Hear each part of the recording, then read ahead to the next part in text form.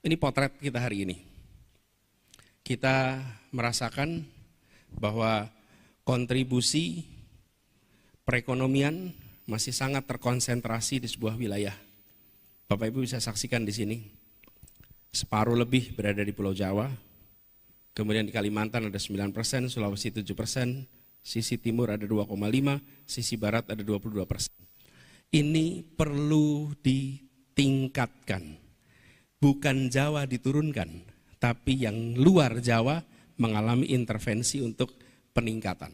Karena dengan cara itulah maka tenaga kerja tidak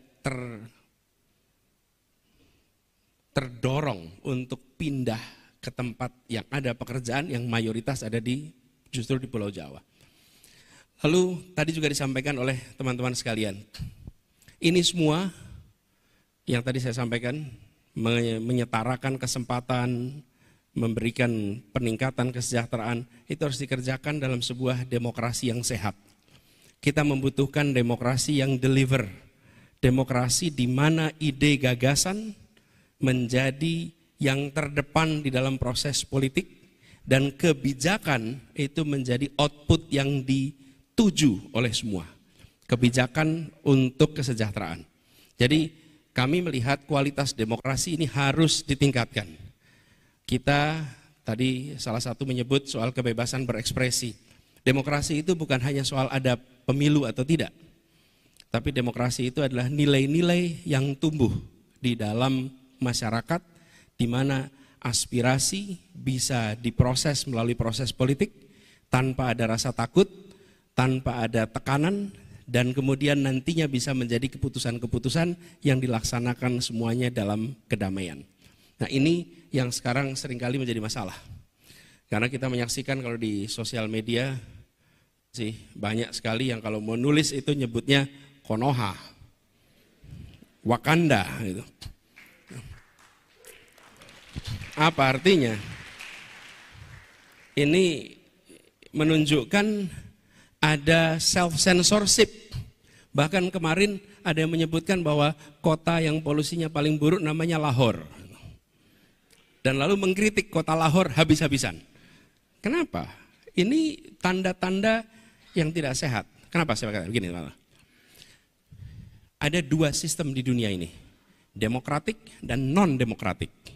Yang non-demokratik pilarnya adalah fear, rasa takut.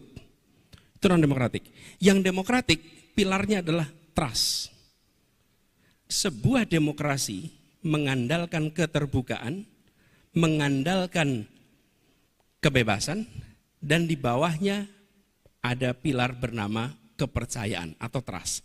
Non-demokrasi, dia mengandalkan kepada rasa takut, fear.